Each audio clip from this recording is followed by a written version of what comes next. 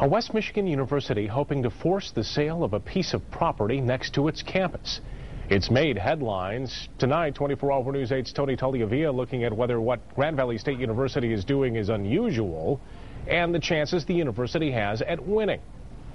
Good evening, Brian. The words eminent domain have created a lot of controversy in the past few years, but a law professor tells us this case isn't likely to stir any legal controversy despite displeasure on the part of property owners. We think that it's not really free enterprise the way we look at it. Ed De Vries and his brother own the building in question on Front Avenue just south of Fulton Street. The 80-plus-year-old former A&P warehouse sits in the shadows of Grand Valley State University's downtown Grand Rapids campus, and the university wants the property. We believe this project is of public interest. It will create hundreds of construction jobs and then later permanent jobs.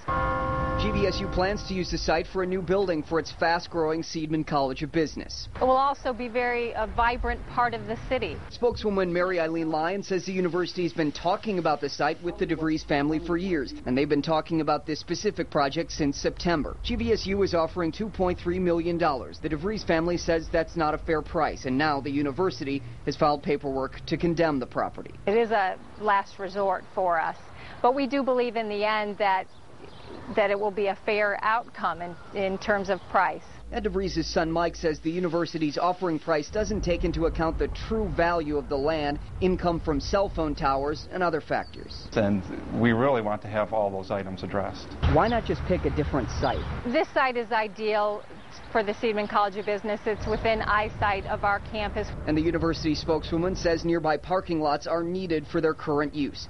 So is this a legal use for eminent domain? We asked a Stanford University law professor who specializes in property law. The only real serious limit on that is whether it is a public use, and there's really no doubt that an educational use, whether it would be for a secondary or elementary school or for a public university, would be a public use. The professor says controversy has swirled when public entities like governments have tried to take one person's private property and give it to another private entity. That's not what's happening here. He says the university doesn't need to even prove there's a public benefit. It just needs to be public use. This case is now in the Kent County Circuit Court, though the De Vrieses say they'd like to talk with the university before it goes any further. Back to you.